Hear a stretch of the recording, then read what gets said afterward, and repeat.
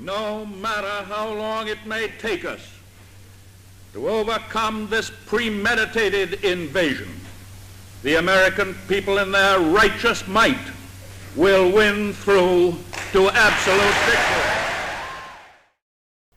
The entry of the United States of America into the Second World War in December of 1941 brought relief to beleaguered Allied forces. However, even though America's industrial might and wealth were vastly superior, her military strength had been untested in a major conflict since the end of the Great War in 1918. The American army in 1940 was made up of only 280,000 men. In comparison, the Wehrmacht consisted of over 3 million men when they'd invaded Poland 2 years before, in September of 1939. But since their declaration of war on the Axis powers, the men of the United States were itching to get among the fighting and prove their mettle to the rest of the world. For a select group of volunteers, that chance would arrive in the summer of 1942.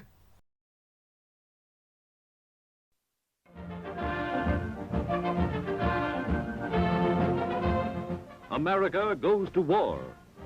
Men of the Army, Navy, and Marines reinforce the battlefronts on 6 continents to save the homes and ideals of free men from Axis domination.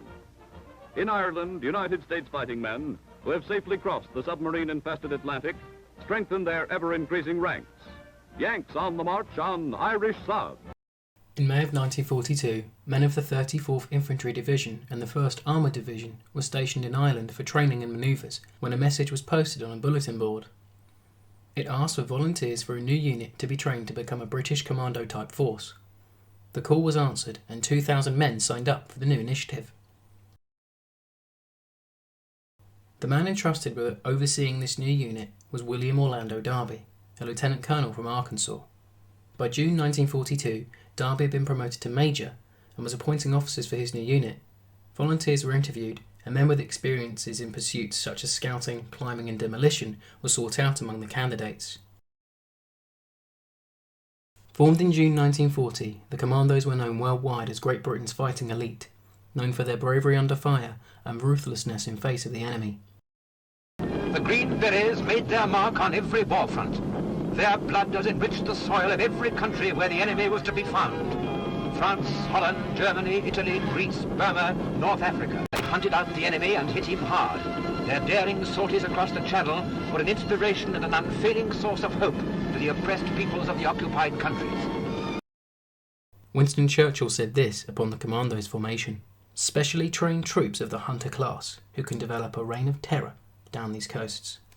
The Saint Nazaire raid carried out by No. 2 Commando on the 20th of March 1942 is one of the most well-remembered operations of the war, the Commandos successfully destroying a large dry dock under heavy German resistance. The raid was a morale coup for the Allies during a time where military victories were few and far between, the Commandos showing that Hitler could be given a bloody nose. The wannabe American volunteers under Major Darby had a tough act to follow. The Americans were taken by Darby to a camp near Carrickfergus, Northern Ireland, for initial training. During this time, the volunteers were whittled down to 488 men, 200 being sent home and a further 100 rejected for the unit. On June 18, 1942, Major Darby turned over his men to General R.E. Laycock for commando training in Scotland. Upon turning over his raw recruits to the trust of the Commando General, Darby said this to his men: "Men have come and men have gone. The chosen few remain. You few are officially known as the 1st American Ranger Battalion." The newly formed Rangers were going to find out exactly what it took to sit side by side with the British Commandos. Upon arriving in Scotland, the Rangers were subject to all manner of commando training, including hand-to-hand combat, live fire manoeuvres, seaborne landings, and gruelling speed marches.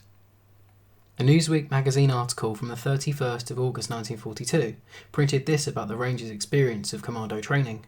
Correspondent Rice Yanna reporting: "The men drilled at double time until their feet blistered and their lungs were bursting. When their legs were ready to fold, they started again."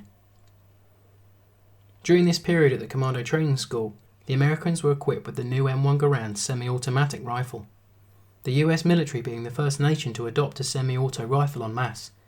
The rifle was warmly received by the Rangers and impressed the Commandos upon seeing the new rifle in use for the first time, the Garand's distinctive ping echoing in the hills of the Scottish Highlands. By the end of July 1942, the Rangers had completed their commando training. Commando Lieutenant Colonel Charles E. Vaughan said this of the newly trained Americans: "You Yanks bloody well surprised us. We expected to grind you to bits.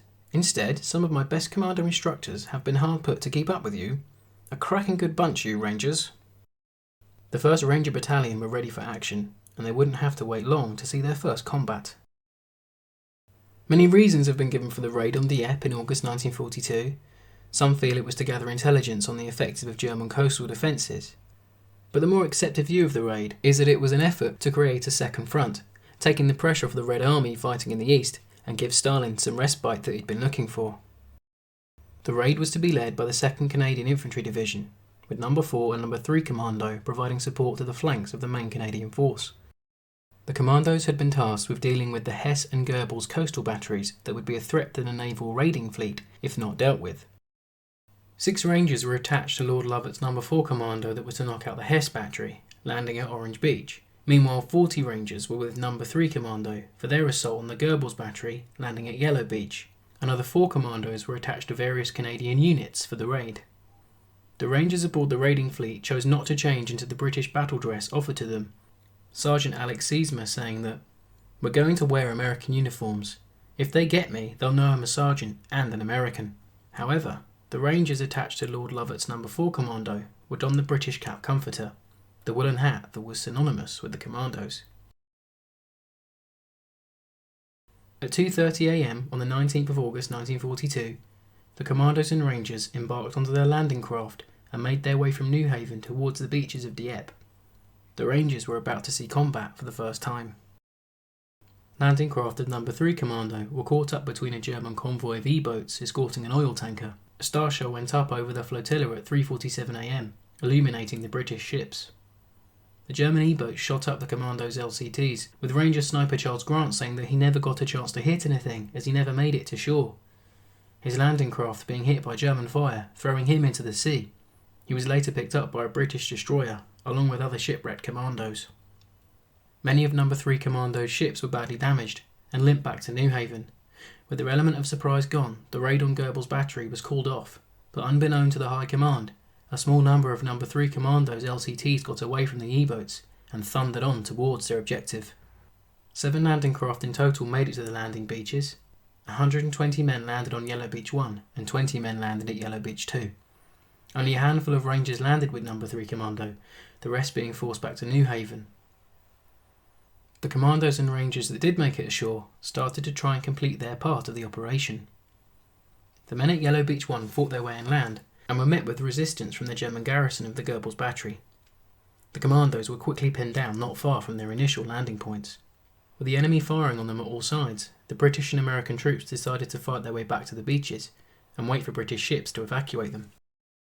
Ranger 2nd Lieutenant Edward Vincent Loustalot was pinned down with a group of Commandos by a German machine gun crew that had taken up a position on the path that led up from Yellow Beach. Loustalot rose from his cover and urged the men next to him forward. By doing so, he was mown down by a machine gun. The 23-year-old from Louisiana became the first American to be killed on European soil by German forces in the Second World War. His mention in dispatches reads, "Throughout the action in which he lost his life, 2nd Lieutenant Loustalot displayed the greatest coolness and gallantry under heavy fire, and by his example and leadership contributed greatly to the attack, which successfully engaged large numbers for a long time and enabled another party, a mile distant, to approach their objective with only minor opposition." The raid on the Goebbels battery was seen as a partial success, as a small number of men did manage to reach the battery and disrupted the German garrison for a few hours, keeping the guns from wreaking havoc upon the Allied raiding fleet. However, they were eventually forced to withdraw. The men of No. 4 Commando under Lord Lovat would fare much better at Orange Beach. Lovat's Commandos made it ashore at Orange Beach at 10 to 5 in the morning, and quickly made their way inland to deal with the Hesse battery. They successfully attacked the emplacements and dealt with the 150mm guns. We ran, as I say, or doubled, along the river for about half a mile, turned inland, and came in behind the battery according to plan. After that, it was only a question of tie-up, synchronized tie-up, for bringing an assault in from the rear, while the enemy were engaged from the front by the 5th portion of the commando, the 50 men, that I landed under my second in command under the cliff itself. We laid our dead under the tower and ran up the Union Jack over them and carried out our wounded. During the assault, Ranger Corporal Franklin Coons, nicknamed Zip by his comrades, became the first American to fire a shot in anger at German troops during the conflict. Finding cover in some farmhouses near the battery, Zip describes the action unfold. "We found a small stable in which we put the wounded, and there I find a good spot for sniping. It was over a manger, and I fired through a slit in a brick wall.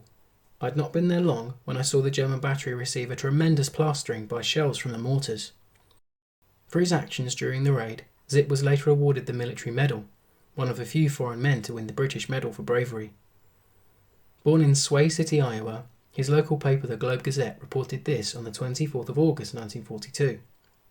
The first American soldier to fire a shot for liberty on European soil in World War II was revealed Monday to be Corporal Franklin Coons, a 23-year-old farmer from Sway City, Iowa. The 6 Rangers attached to No. 4 Commando all made it back to New Haven after being evacuated from Dieppe. The photo of Ranger Alex Seesma sharing a cigarette with the Commandos made Americans famous back home. Apart from Lovett's Commandos' successful actions at Orange Beach, the rest of the raid was a disaster.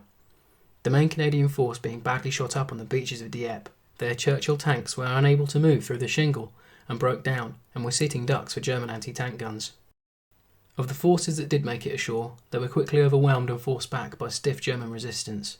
The surviving troops were evacuated in the early afternoon, 9 hours after the start of the raid. Of the American Rangers involved in the raid, their losses were 3 killed, 5 wounded, and 3 captured. A War Cabinet dispatch a day after the raid documented the losses and gave some early reports of the raid's aftermath. Of the 6,100 soldiers taking part, about 1/3 are missing, and of these the Germans claim 1,500 are prisoners, presumably cut off from the beaches. Naval casualties were 100 killed, 1 destroyer sunk, 42 landing craft sunk or missing, of a total of 167 employed. The air support was faultless. The final figures of the battle are: enemy losses, 93 certain, 38 probably destroyed, 140 damaged. Our losses are 98, but 30 pilots are safe. The Germans must have been rattled as they've been plugging 2 entirely contradictory lines. One, that this was an invasion which it has taken us 10 months to prepare and which ended in our being driven out.